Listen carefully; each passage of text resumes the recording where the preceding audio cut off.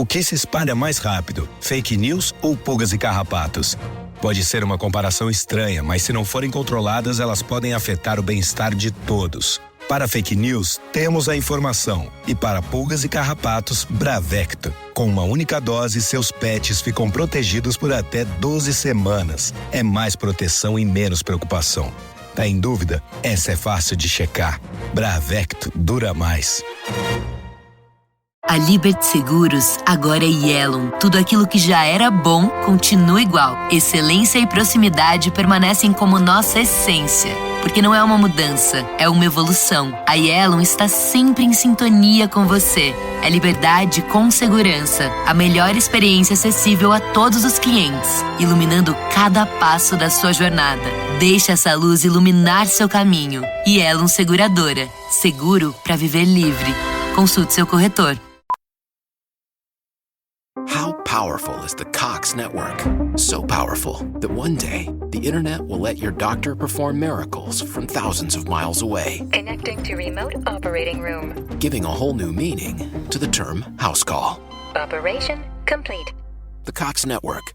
With gig speeds everywhere. It's internet built for tomorrow, today. Cox, bringing us closer. In Cox serviceable areas, speeds vary and are not guaranteed. Cox terms apply. Other restrictions may apply. Trying to grab all the groceries in one trip? Oof, not how you would have done that. You know sometimes less is more. Like when you drive less and save with the USAA annual mileage discount. USAA. Get a quote today. Hola, soy Hanna Fernández, divulgadora especializada en bienestar y descanso y autora del libro Aprende a descansar. Quiero darte la bienvenida a un nuevo episodio de mi programa de podcast A Guide to Live Well, una guía práctica de bienestar en la que descubrirás de la mano de los mayores expertos cómo cuidar tu salud y tu entorno para vivir más y vivir mejor. La apnea del sueño puede afectar a cualquiera, incluso a niños. Según un estudio publicado en la revista The Lancet, cerca de 1.000 millones de personas entre 30 y 69 años sufren apnea del sueño severa en todo el mundo, por lo que la variedad de pacientes es muy amplia, con distintas causas y problemas asociados. Se estima que más del 80% de las personas que padecen este trastorno no están diagnosticadas y por lo tanto no están recibiendo tratamiento que potencialmente podría cambiar sus vidas. Este trastorno respiratorio, que se caracteriza por la interrupción de la respiración durante el sueño, es más frecuente en hombres que en mujeres. La prevalencia aumenta con la edad y, en el caso de las mujeres, con la menopausia. Y lo peor de todo es que afecta no solo al paciente, sino a todo su entorno y muy especialmente a la pareja. Las consecuencias de sufrir este trastorno y no tratarlo afectan a la calidad de vida en general del paciente y en especial a la calidad de su sueño, ya que la arquitectura del mismo se desestructura y aumenta la somnolencia diurna. También afecta a la salud del sistema cardiovascular, puesto que cada apnea supone una puntual caída en la saturación de oxígeno que altera la media nocturna y termina ocasionando serios problemas cardiovasculares a medio-largo plazo. Para entender este trastorno, qué síntomas nos pueden ayudar a identificarlo y las distintas opciones que existen para tratarlo, cuento hoy en el podcast con la doctora Patricia Bratos, odontóloga, ortodoncista y fundadora de la clínica dental Ferrus&. Bratos. Como es habitual, antes de comenzar con la entrevista, quiero dedicar unos segundos a dar las gracias a mi mecenas de esta semana, Roventa, por apoyar este programa y por querer presentar en él su gama Ultimate Experience para el cuidado del cabello. Si has visto alguna foto mía, sabrás que desde hace 5 años luzco con mucho orgullo mis canas naturales. Pero ojo, dejar de teñirse no significa dejar de cuidarse el cabello, y para eso hay que recurrir a los mejores. La colección Ultimate Experience de Roventa incluye 3 herramientas de nivel profesional indispensables para obtener un resultado de peluquería en casa. Un secador con motor nano digital con un potente flujo de aire para un secado rápido. La plancha con revestimiento de piedra mineral ultra deslizante y tecnología termocontrol. Y un cepillo giratorio de aire caliente con distintos cabezales para cada tipo de cabello y con la función Style Assist para ajustar la temperatura y la velocidad de forma automática. Las cerdas Pro Keratin potencian el brillo y dejan el cabello suave y sedoso. Reinventa tu rutina de cuidado capilar y consigue resultados de peluquería en casa con la gama Ultimate Experience de Roventa.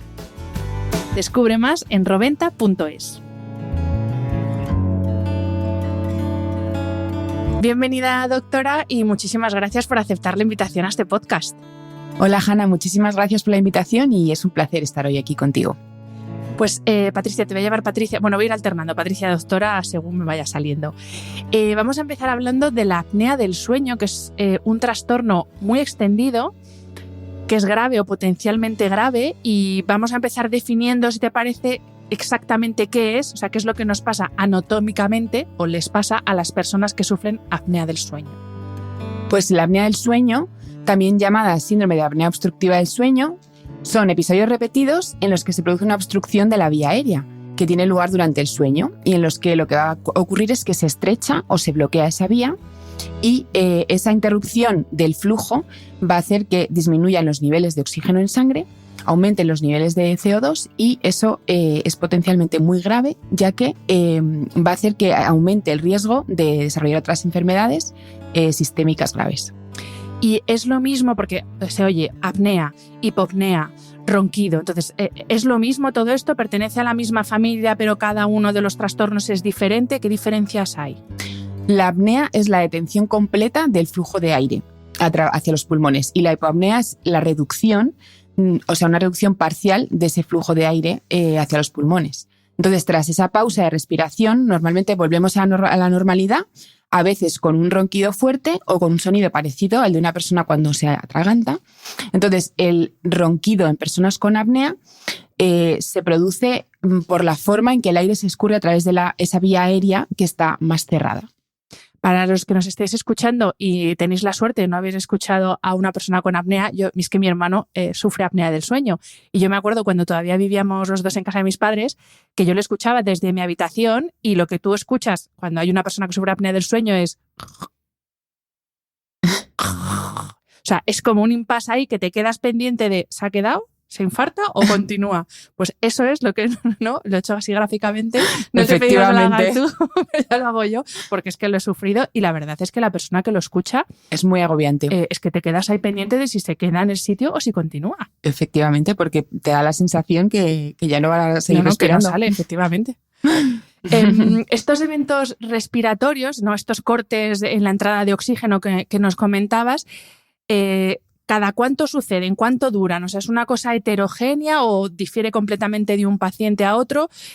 ¿Cuántos suceden cada noche? Porque claro, no es lo mismo una que 700. ¿Cómo evoluciona este trastorno? O sea, ¿de una noche a otra difiere o esto ya va increciendo y cada vez vas teniendo más apneas? ¿O cómo evoluciona? ¿Cómo funcionan estos trastornos? Pues generalmente la duración de las pausas suele durar entre unos pocos segundos a varios minutos. Madre mía. Y normalmente se producen entre 5 y 30 cada hora. Entonces, según la frecuencia de estas pausas, surge la clasificación de la apnea del sueño. La apnea leve, si las pausas ocurren entre 10 y 20 veces por hora. La moderada si ocurre entre 20 y 30 veces por hora. Y severa sería ya si ocurre más de 30 de esas pausas respiratorias por hora. Entonces, en cada paciente suele haber un patrón similar todas las noches y es importante conocer la magnitud de esas pausas respiratorias y su duración. Entonces, una vez que sabemos cómo se ha producido este patrón, abordaremos el tratamiento en función de la gravedad de la apnea. O sea, estamos hablando, si la severa es a partir de 30 veces, una persona, pongamos que duerme 7-8 horas, o sea, 3 por 7, 21, 3 por 8, 24, 240 cortes de oxígeno al cerebro durante la noche. Claro, es que entonces producen unos efectos muy graves. Vale. Bueno, una de las cosas que sucede con las personas que sufren apnea del sueño es que no todos se despiertan con estos cortes de oxígeno. Y por tanto no son conscientes de lo que pasa. Y de hecho es muchas veces la pareja o en mi caso el familiar que lo sufre el que se da cuenta de que algo no va bien y pues le dice, oye, perdona, pero yo creo que por las noches tú no estás durmiendo bien. Entonces, claro, esto sí tienes a alguien cerca, pero si no, una persona que sufre apnea del sueño, ¿qué síntomas diurnos puede identificar como, oye, ojo, alerta, mírate a ver que lo mismo por la noche está pasando algo? El paciente con apnea del sueño presenta somnolencia diurna, incluso en situaciones sedentarias, y falta de concentración, cansancio por las mañanas, cefaleas durante el día. falta de reflejos, por ejemplo, en la conducción. Incluso pues, puede haber alteraciones en las actividades profesionales, en cómo las van a realizar, fatiga crónica o alteraciones incluso en el humor. Entonces, todos estos síntomas van a tener un gran impacto en la calidad de vida, ¿no?, del paciente, que va a notar durante el día que le cuesta mucho realizar actividades normales.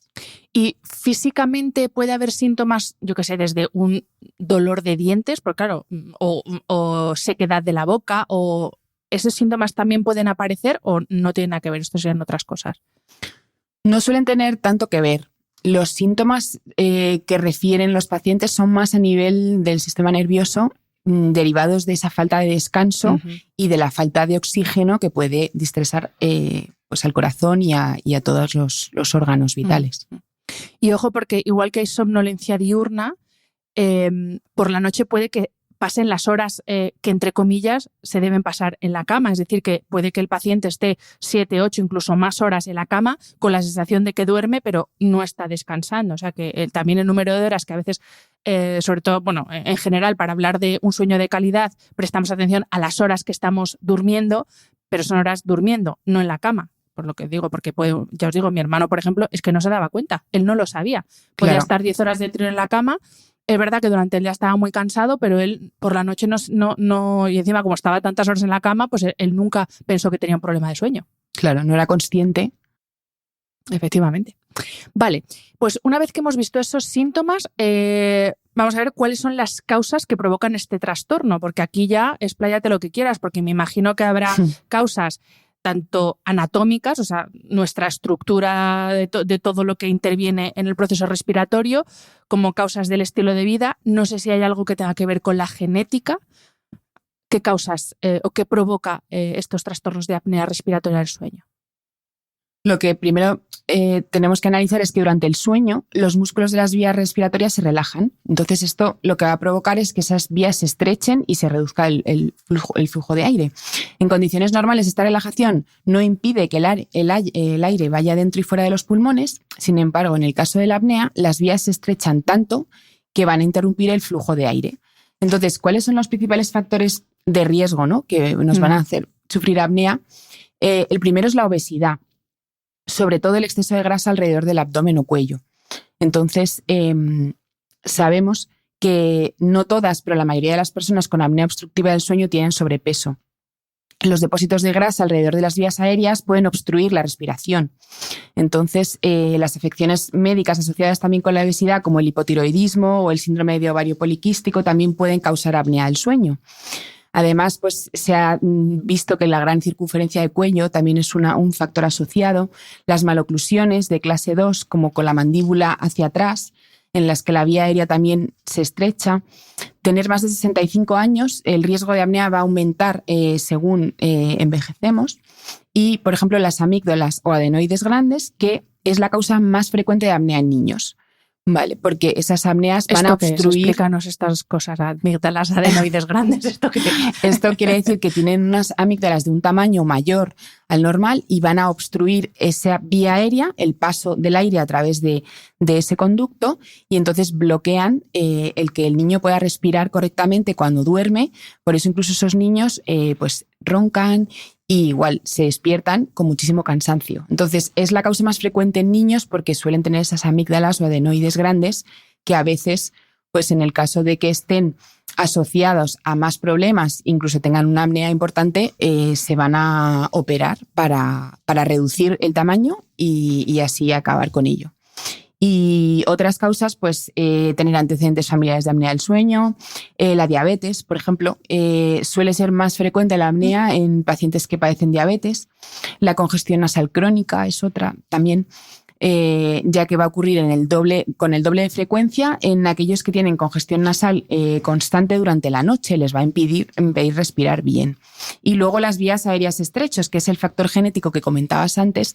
Si ya tenemos una vía aérea especialmente estrecha, pues nos va a predisponer a padecer apnea del sueño. Y hablando de estilo de vida, y eso ya es más de lo que tú veas en consulta, porque al final, yo me gusta mucho leer temas de antropología y, pues, por ejemplo, por lo que he leído, como que la estructura de nuestra boca ha ido cambiando por el tipo de comida que comemos ahora, que ya no, pues ahora ya no tenemos que coger un muslo de carne cruda y comérnoslo y masticarlo como podamos, sino que ahora tenemos productos que no son animales que nos están haciendo como perder esa capacidad que tenemos, ¿no?, de arrancar, de masticar, Entonces, ¿qué tiene o cómo influye nuestro estilo de vida? Y aquí podemos hablar desde lo que comemos, a lo poco que nos movemos, al sedentarismo, a la postura que tenemos constantemente. Yo no sé si esto de que estemos todo el tiempo con la cabeza agachada mirando una pantalla puede influir también, por ejemplo, en nuestra estructura, en nuestras vías respiratorias. Todo esto, más de lo que tú ves en consulta al final, más que estudios, que fantástico los estudios, pero aquí la práctica diaria es lo que podemos hablar. Claro, pues en general, por ejemplo, lo que comentabas de la evolución genética, ha pasado que ahora se ve en consulta que ya casi hay muchos niños que nacen sin muelas del juicio, porque efectivamente esa alimentación que tenían antes, pues los hombres de las cavernas tenían que utilizar los dientes para comer carne, y ahora ya hay una involución genética, no existen esas muelas del juicio, no erupcionan, y entonces ya vemos en consulta que no existen, por ejemplo, las muelas del juicio. En el caso de las vías respiratorias, es verdad que las maloclusiones se van heredando muchas veces, entonces igual que hay patrones en distintas áreas geográficas en la que la mandíbula en general está más atrás en una zona, en otra hay mayor desarrollo mandibular, pues eso también afecta a las vías aéreas. Pero, por ejemplo, a nivel postural, la vía aérea tiene un diámetro el que tiene. Entonces suelen ser más causas anatómicas y sobre todo si derivadas del sedentarismo, de la obesidad, de la mala alimentación, en la que realmente pues cada vez estamos empeorando un poco a veces la forma, la calidad de vida, ¿no? Me queda con lo de las muelas del juicio, que hay niños que ya nacen sin ellas, pero yo es que pensaba que las muelas del juicio, y ahora viene mi toque de ignorancia, como que no valían para nada, porque por lo menos a mi generación, yo creo que a toda la gente que yo conozco nos las han quitado directamente. Claro, es que es una cosa que ha pasado y es que antes sí que las necesitábamos para comer esa carne, ¿no?, cruda, pues en las cavernas nos podemos imaginar. Ahora cada vez pues las hemos ido utilizando menos, nos han dado problemas, nos hemos ido extrayendo, entonces ya los niños no las tienen realmente. O sea que es una mejora, ¿no?, en el proceso. Lo que pasa es que, claro, bueno, esto no es un episodio sobre ortodoncia, no sé cómo decirlo, pero claro, me imagino que el hecho de que perdamos 4 piezas dentales nos afectará, o sea, aunque sea por rollo evolutivo, pero bueno, nos afectará. Pero bueno, esto es otro tema. Seguimos con lo nuestro. Nos has descrito cuáles son esos, qué síntomas puede presentar o qué nos puede provocar apnea obstructiva del sueño, pero efectivamente no solamente un paciente con sobrepeso. O sea, la pregunta es, ¿cómo es el paciente tipo? Más allá de el que todos tenemos en la cabeza de hombre, que ahí te quería preguntar si es más prevalente en hombre que en mujer, pero pensamos en un hombre con sobrepeso, que le ves que no se cuida, vamos, ¿no?, que no hace ejercicio, que tal, pero ¿cómo es ese paciente tipo más allá de este estereotipo que tenemos en la cabeza? Porque me imagino que habrá gente que no tenga sobrepeso y que también sufra este tipo de trastornos por otros problemas anatómicos u otro tipo de problemas. Claro, pues es, como decías, 2 a 3 veces más común en hombres que en mujeres y su factor de riesgo más común es la obesidad, ¿no? Pero afecta también a pacientes con normopeso por factores anatómicos, efectivamente, una mandíbula más hacia atrás, en la que la vía aérea es más estrecha, no tiene por qué tener obesidad. Además, también afecta a mujeres, es decir, que la prevalencia en hombres es del 3 al 7% y en mujeres es del 2 al 5%, es decir, que en mujeres también ocurre, y además en niños, como comentábamos antes, en los que suele ser por las adenoides o esas amígdalas grandes. Entonces, realmente, aunque el patrón de paciente tipo sí que es hombre y tiene obesidad, existe un abanico mucho mayor que abarca a niños, mujeres y muchos pacientes con normopeso. De hecho, en la consulta la mayoría de los pacientes que vemos tienen normopeso y sí que refieren ya esos ronquidos, esa falta de concentración durante el día, ese cansancio, y realmente nos están preguntando qué es lo que les pasa y si puede tener que ver algo con la respiración. Mira, me acabo de acordar, te lo quería haber preguntado antes, pero claro, por ejemplo, hay un tipo de ronquido que es, digamos, postural. O sea, pues esto que estás roncando, te dan el codacito, te das la vuelta y dejas de roncar.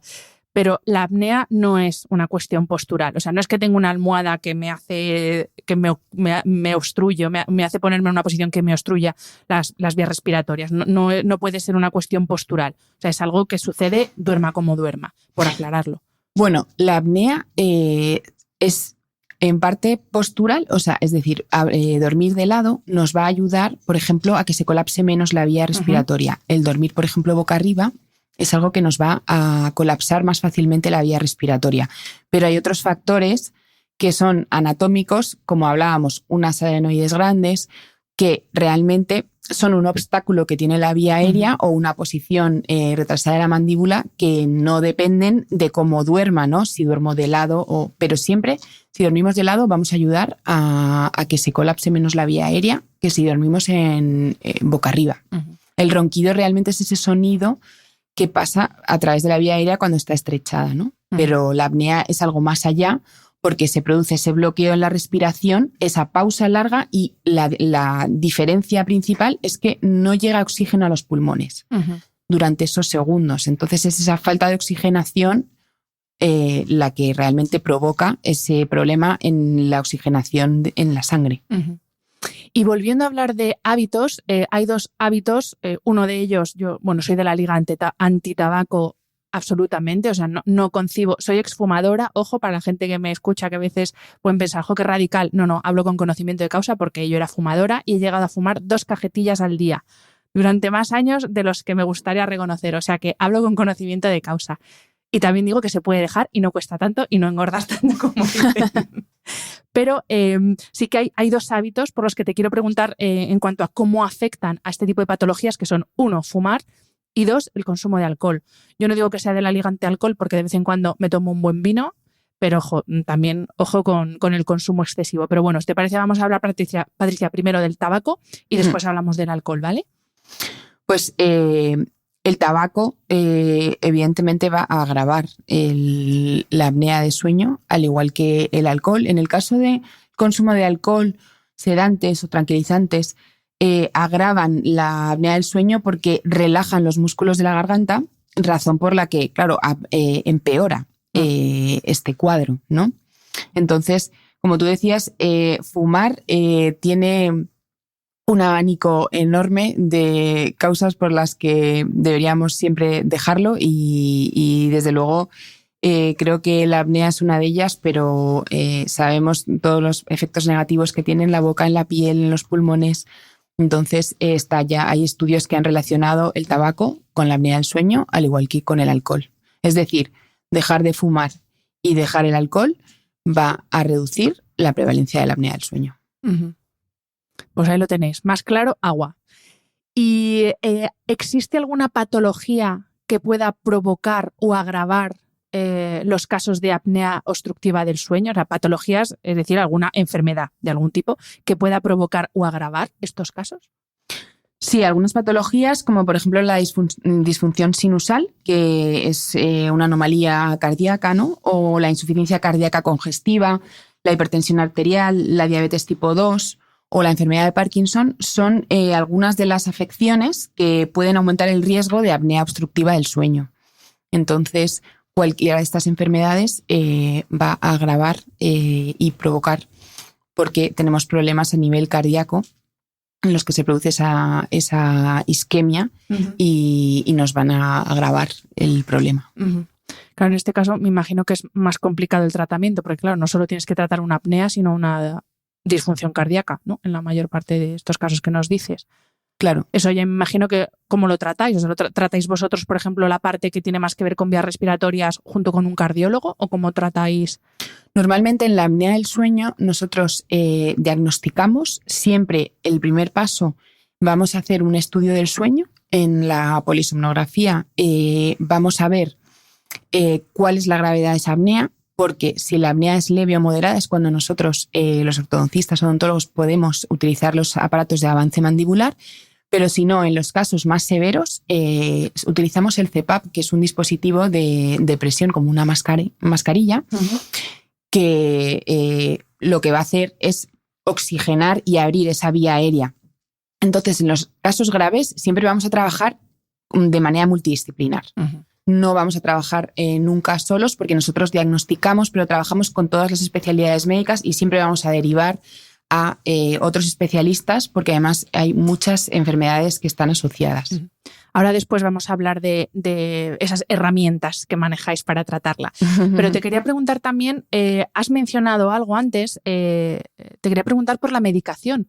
Porque, de hecho, paradójicamente, hay medicación que se utiliza para relajarnos, para que estemos menos nerviosos, menos ansiosos, para que durmamos mejor. Hablo de benzodiazepinas, por ejemplo, pero que pueden estar contraindicadas en casos de apneas y apneas severas. Por esto que nos explicabas, ¿no? De que se relajan tanto la musculatura, ¿no? Explícanos este tipo de medicación. Estas medicaciones, como las benzodiazepinas, y lo que hacen igual es producen ese efecto de relajación que va a relajar la vía aérea y también va a agravar los episodios de apnea. Entonces, todo este tipo de medicación es lo que, digamos, aumenta el riesgo de padecer apnea del sueño igualmente. O sea que, ojo, personas que estén tomando este tipo de medicación precisamente por un problema de sueño, que lo mismo estamos agravando otro problema. Y bueno, como tú has dicho, es un abordaje multidisciplinar para que todos estéis como en la misma línea con ese tratamiento. Una de las consecuencias, y ahora vamos a meternos más en el mundo sueño, una de las consecuencias que tiene este tipo de trastornos respiratorios es el efecto que tiene sobre la calidad de nuestro sueño y afecta directamente a la arquitectura del mismo. ¿Qué nos dices de esto? Efectivamente. Vamos a seguir alarmando. No, la calidad del sueño se ve alterada debido a que esas pausas en la respiración y la falta de oxigenación que se va a producir en ellas va a cambiar todos los ciclos de sueño.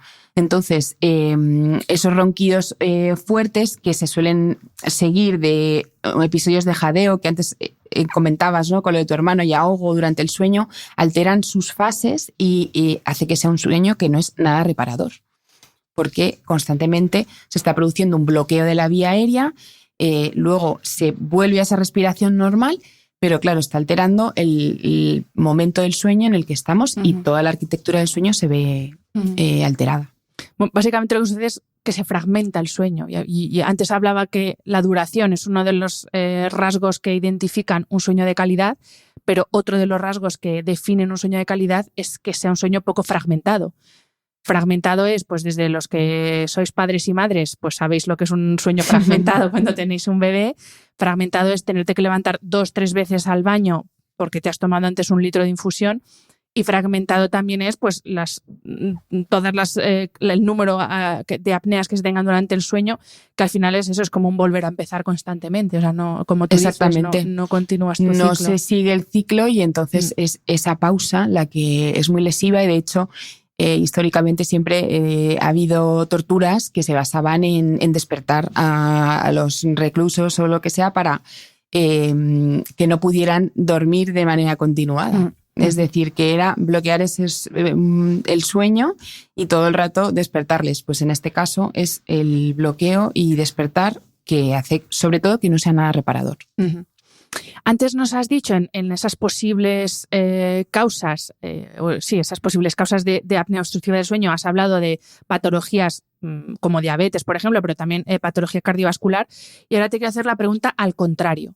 ¿Qué efectos puede tener sobre el sistema cardiovascular el sufrir apnea obstructiva del sueño? Porque claro, estamos hablando de personas que lo sufren a lo largo de muchos años, porque hasta que esto se detecta, vete tú a saber cuántos años lleva el tema ahí molestando. Entonces, ¿qué efectos tiene este tipo de trastornos en nuestro sistema cardiovascular? Pues el síndrome de apnea del sueño lo que hace es aumentar ese riesgo cardiovascular debido a que el dejar de respirar durante el sueño baja el nivel de oxígeno en la sangre, lo cual produce una situación de estrés cardiovascular y eso va a afectar a todo el organismo. Entonces, por eso se asocia a la hipertensión arterial durante la noche y a un aumento del riesgo cardiovascular asociado también a esta, ¿no? Y aparte de causar, por ejemplo, hipertensión arterial, La apnea no controlada pues puede causar cardiopatía isquémica, accidentes cardiovasculares o arritmias. Entonces, bueno, según los estudios, por ejemplo, las mujeres con síndrome de apnea obstructiva tienen un riesgo hasta 3,5 veces mayor de padecer una enfermedad del corazón. Y el riesgo, por ejemplo, en los hombres es hasta 4 y 5 veces mayor. Es decir, que la apnea, esa isquemia que se va a producir, la falta de oxigenación a nivel cardiovascular, es un factor muy importante. Mira, te iba a preguntar justamente por las mujeres, porque aunque antes nos has dicho que es un tipo de trastorno más prevalente en hombres, pero quería preguntarte si hay un momento, porque hay un momento, iba a decir fatídico, pero no es fatídico. Hay un momento importante en la vida y en la salud de las mujeres que es la llegada de la menopausia. Y justamente con la menopausia aumentan mucho los problemas cardíacos que pueden tener las mujeres y el riesgo cardiovascular de las mujeres. Y te quería preguntar si justamente con respecto a este tipo de trastornos respiratorios, vosotros veis en clínica que a partir de la edad, pues pongamos los 50 años por poner una edad concreta, pero alrededor de esa edad, ¿ves que estos trastornos son más prevalentes en mujeres o se agravan o en la clínica no habéis visto esto? La menopausia en este caso, lo que comentabas, las hormonas producen ese efecto de protector a nivel cardíaco. Entonces parece ser que con ese cambio hormonal sí que aumenta el riesgo de padecer enfermedades cardíacas. En el caso de la apnea, como es un tema más estructural, no se produce un efecto tan causal como sí que es en el caso cardiovascular. Pero creo que a partir de esa edad, como puede haber mujeres que llevan tiempo sufriendo apnea, ya empiezan a consultar más a partir de ese momento, porque ya notan que es algo que les está afectando en su vida cotidiana. Y esto también, claro, ojo, señoras, alrededor de la menopausia, porque puede ser que pensemos que hay un problema de sueño por la causa hormonal, que es muy común, pero ojo que también podemos tener un problema de sueño por esto que estamos hablando, por trastornos respiratorios, y es algo que muy pocas mujeres se plantean. Por eso de que los que roncan son los hombres, que también son estos tópicos tan extendidos, tan absurdamente extendidos, sí, pero que también hay muchas mujeres que roncan y que padecen apnea del sueño. O sea, que no todo es las hormonas, que sí que nos juegan ahí un poquillo de mala pasada con la menopausia, pero no siempre son ellas. Claro, sí, totalmente. ¿Y vosotros en consulta, Patricia, veis casos de, ya no te digo el que sufre la patología, sino el que sufre al que lo sufre, con todo el cariño, esto dicho, que yo he hablado de mi hermano con todo el cariño, Mani, no me odies, pero claro, cuando llegan a consulta, llegan desesperadas las parejas diciendo, por favor, haced algo porque es que yo no puedo más, porque ya lo he dicho antes, puede que la persona que lo sufre no se entere y el que duerme al lado es el que tiene un sueño fragmentado y está arrastrándose por las esquinas. O sea, los familiares y las personas que duermen al lado de este tipo de pacientes lo sufren y mucho. De hecho, hace poco tuve el caso de un chico más joven que me decía que era su novia la que le había mandado que por favor mirara qué le pasaba con los ronquidos, con el sueño, porque ella no había manera de dormirse, o sea, no podía conciliar el sueño. Y luego hay otros casos en los que produce un grado alto de ansiedad, porque esa pareja siente que ese ahogo, esa parada en la respiración, no sabe cuánto va a durar, si le ha pasado algo, y entonces ve que constantemente se están produciendo esas pausas y le genera muchísimo estrés el pensar que va a tener un problema cardíaco o incluso un infarto, como comentabas antes. Entonces es un sueño muy poco reparador porque la otra persona está en alerta constante, le genera ansiedad y en otros casos es porque ese ronquido no les permite dormir y sobre todo están pendientes de la otra persona, de tengo que ver qué le pasa y hay casos que me cuentan que se van a dormir a otra habitación pero que quieren saber si se puede hacer algo porque... Ya digo yo que no, porque que estás pendiente igual. Estás igual de pendiente, porque como sabes qué está pasando, es que ya no duermes, ya os lo digo yo. Claro. Y justamente porque puede haber personas que nos estén escuchando y que todavía no o que hasta ahora no acabarán de entender el papel del odontólogo en todo esto, pero es que vosotros sois clave para diagnosticar en la mayor parte de los casos estos trastornos, porque claro, vosotros ya solo con un vistazo, que no me entienda la expresión, podéis ver si ahí hay una malformación, una maloclusión o algo que está provocando esos problemas, ¿no? Sois clave en el diagnóstico en este caso. Claro, como hablaba antes, con la apnea siempre es un trabajo en equipo, entonces es siempre multidisciplinar, hay muchos profesionales y realmente cualquiera que lo diagnostica pues realmente es maravilloso que pueda poner en alerta ese diagnóstico y rápidamente derivar al paciente para hacerle el estudio del sueño y que se pueda corregir esa apnea. Entonces, nosotros lo que sí que tenemos en consulta son muchísimas pues consultas sobre los ronquidos, sobre esa falta de sueño. Quizá al dentista, pues todo el mundo va, es un tipo de servicio que es más frecuente que a lo mejor ir al neumólogo, que a lo mejor no se te ocurre, y en ese caso pues nos preguntan y diagnosticamos y podemos ya empezar rápidamente esa cadena de profesionales para poder tratar y diagnosticar el caso. Entonces creo que somos un eslabón más, pero bueno, cualquiera que puede diagnosticar, y en nuestro caso nos llegan muchos casos, pues es maravilloso para poder por lo menos tratarlo y mejorar la calidad de vida de ese paciente. Y lo antes posible, porque en estos casos sí que cuanto antes se diagnostique, mejor para todos. Antes de que entremos en la parte de tratamientos, los tratamientos que tenéis vosotros los odontólogos, hasta ahora, claro, yo estaba hablando de la apnea en general, pero lo mismo, ya asientes, o sea que sí, hay distintos tipos de apnea. ¿Qué tipos de apnea existen? Pues hay dos tipos de apnea principales. La apnea central del sueño ocurre porque el cerebro no envía señales a las vías aéreas. Entonces, a los músculos que controlan la respiración. Es decir, que esta apnea está asociada más a personas que tienen un problema de salud o accidente cerebrovascular, por ejemplo. Entonces, es esa acción que hace que la vía aérea no se contraiga. Entonces, en el caso de la apnea obstructiva del sueño, que es la más común y es la más frecuente, de la que, bueno, hemos hablado más, es diferente porque no se produce la respiración normal debido a que las vías aéreas están obstruidas.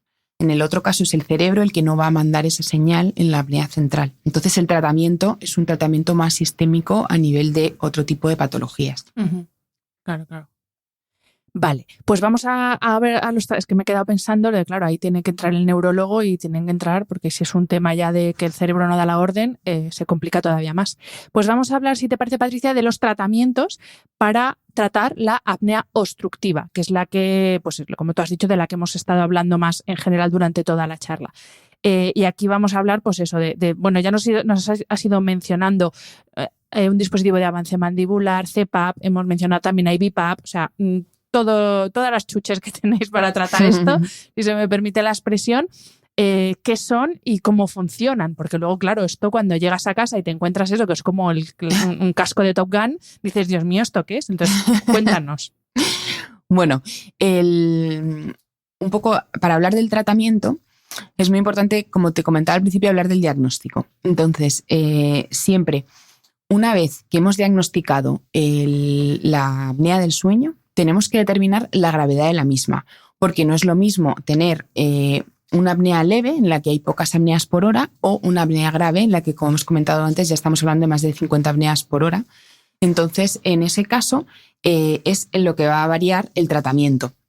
Entonces, siempre tras la polisomnografía, que es ese estudio del sueño que normalmente se hace a nivel hospitalario, entonces lo ideal es que el paciente duerme en un centro donde le van a colocar una serie de electrodos y van a monitorizar, pues, a nivel cerebral, cardíaco, la arquitectura del sueño, todo tipo de detalles, y con esto vamos a sacar esos números de número de apnea por hora, que es lo que nos va a ayudar para poder determinar cuál es el mejor tratamiento.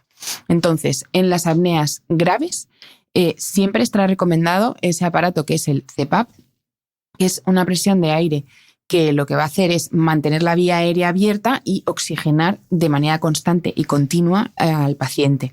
Entonces, aunque puede parecer que es muy incómodo, que sí que tiene un periodo de adaptación, realmente la mayor parte de los pacientes tienen tales beneficios a nivel diurno de descanso y en todas sus sintomatologías mejora su calidad de vida tanto que realmente esas pequeñas incomodidades iniciales pues normalmente la superan. Entonces, en el caso en el que sea una apnea grave, siempre es la CPAP, es el tratamiento de elección. En los casos en los que haya, que sí que los hay, algunos pacientes que no toleran ese aparato que tú comentabas de tipo Top Gun, ¿no? Que ahora la verdad es que son muy silenciosos, hay que reconocer que pues han mejorado muchísimo y ya no es los aparatos que había antes, ¿no? En ese caso en el que no lo tolere, no pueda, hay pacientes que realmente es que no se encuentran con ello, pues pasamos a los dispositivos de avance mandibular, que son los que hacemos nosotros, los odontólogos, o también lo que hacemos es tomar unos registros, escanear la boca del paciente y avanzar para hacer una apertura de la vía aérea y que con eso se produzca una oxigenación correcta.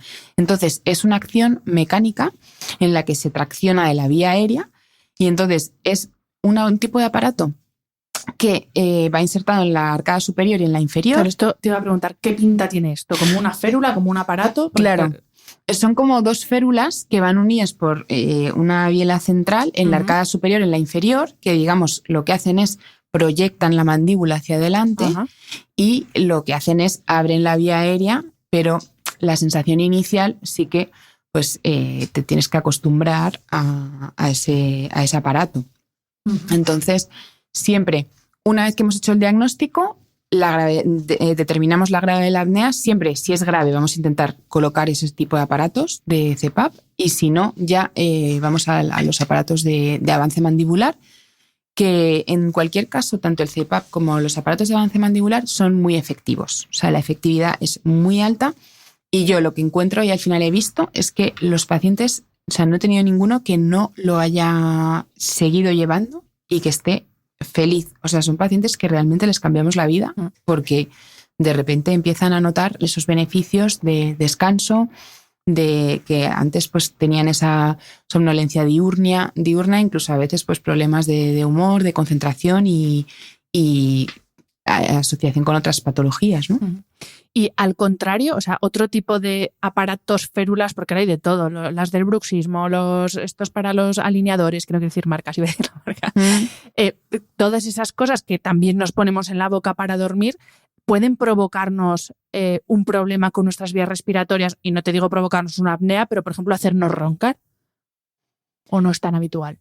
Claro, en general, por ejemplo, una férula de descarga o las férulas de los alineadores no provocan ningún tipo de efecto en la vía aérea, no tienen la capacidad, ¿no?, de abrir esa vía aérea, simplemente tienen un efecto local en el caso de la férula de relajación, pues de evitar el bruxismo, la contractura de la musculatura de los maseteros, o, por ejemplo, en el caso de las férulas lo que hacemos es alineamos los dientes, pero no tenemos ningún efecto a nivel de la vía aérea. Sí que, por ejemplo, en los niños, en etapas en crecimiento, a veces ponemos aparatos como disyuntores que abrimos el paladar y ahí sí, estando en etapa de crecimiento, podemos tener la capacidad de abrir la vía aérea. Entonces, muchas veces mejorando esa maloclusión, ese niño que tiene el paladar muy estrecho, pues le vamos a ayudar a prevenir esa apnea futura y además abrimos la vía aérea, pero eso sería solo en pacientes en crecimiento. En cualquier otro paciente adulto que lleve un dispositivo normal, tanto de ortodoncia como de férula de descarga, no se va a producir ese efecto de... ¿Y son compatibles estos dispositivos, por así llamar, tanto alineadores como férula de descarga, con los dispositivos de CPAP o los de avance mandibular, o en esto ya...? No, normalmente es el dispositivo de avance mandibular cubre las caras oclusales y todo el diente, o sea, desde el margen vestibular hasta el lingual, lo rodea completamente, es como si fuera, un material totalmente a medida, pero recubre las caras de la arcada superior e inferior, entonces no es compatible con ningún otro aparato. Por ejemplo, si alguien ha llevado ortodoncia, sí que puede servir como retenedor porque mantiene esa posición de los dientes, pero por ejemplo es diferente al efecto de una férula de descarga, que es más por la relajación, para evitar los desgastes a nivel articular, pero en este caso la apnea es tan importante y produce unos efectos tan severos que pondríamos por delante el aparato de avance mandibular frente a esa férula de descarga o, por ejemplo, una férula de retención. Y entonces llevarían ese aparato de apnea. Yo he tenido pacientes que hemos tratado con ortodoncia y luego al final lo hemos sustituido por esa férula para la apnea porque realmente en este caso pues ese beneficio es mayor y además nos mantiene también la posición de los dientes. Comprendidísimo.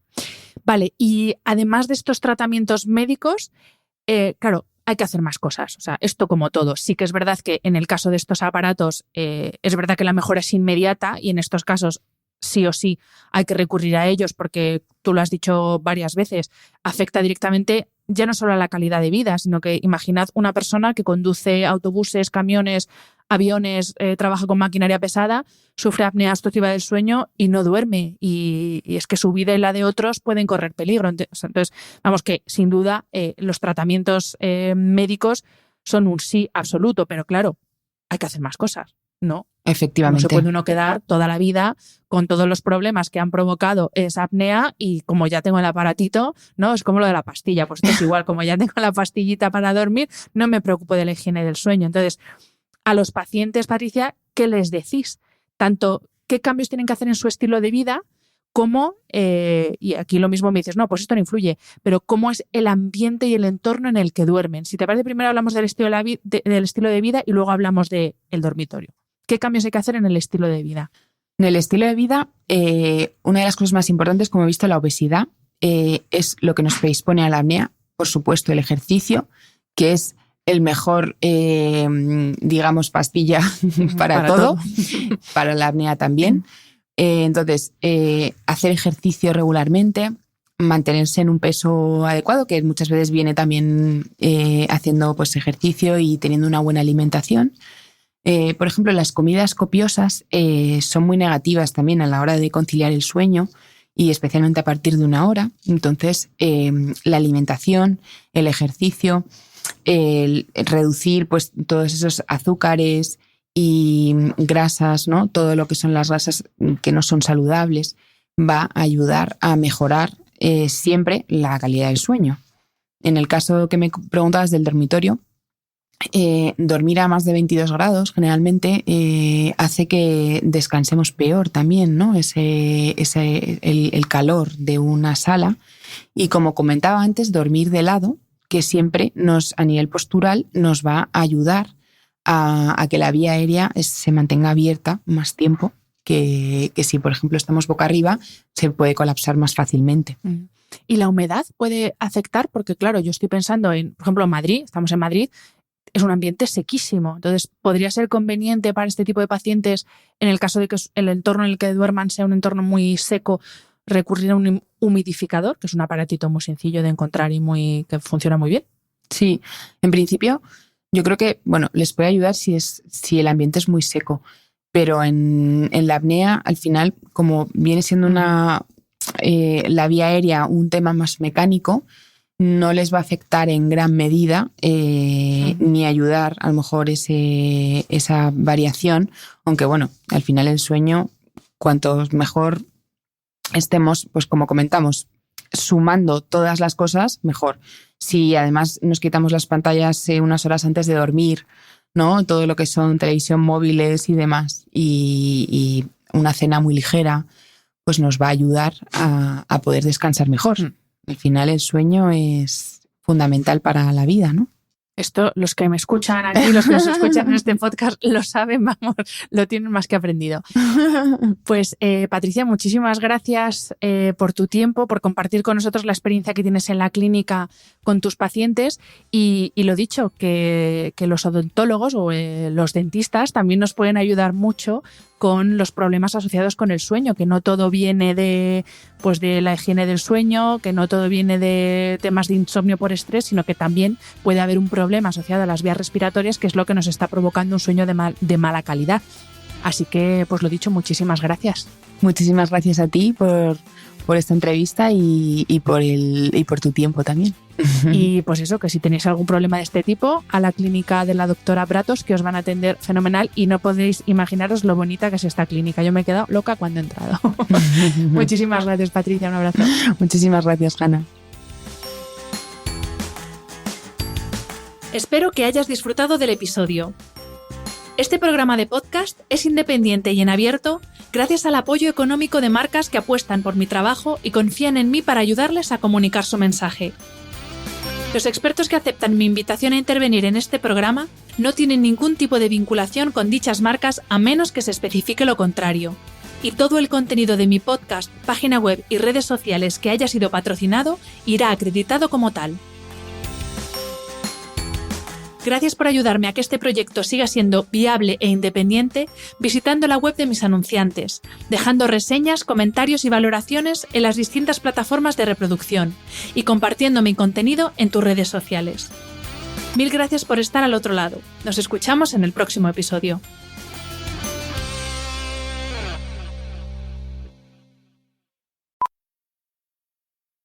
How powerful is the Cox network? So powerful that one day, the internet will let your doctor perform miracles from thousands of miles away. Connecting to remote operating room. Giving a whole new meaning to the term house call. Operation complete. The Cox network. With gig speeds everywhere, it's internet built for tomorrow, today. Cox, bringing us closer. In Cox serviceable areas, speeds vary and are not guaranteed. Cox terms apply. Other restrictions may apply. Finding great candidates to hire can be like, well, trying to find a needle in a haystack. Sure, you can post your job to some job board, but then all you can do is hope the right person comes along. Which is why you should try ZipRecruiter for free at ZipRecruiter.com/post. ZipRecruiter doesn't depend on candidates finding you. It finds them for you. Its powerful technology identifies people with the right experience and actively invites them to apply to your job. You get qualified candidates fast. So while other companies might deliver a lot of hay, ZipRecruiter finds you what you're looking for. The needle in the haystack. See why 4 out of 5 employers who post a job on ZipRecruiter get a quality candidate within the first day. ZipRecruiter, the smartest way to hire. And right now, you can try ZipRecruiter for free. That's right, free. At ZipRecruiter.com/post. That's ZipRecruiter.com/post. ZipRecruiter.com/post.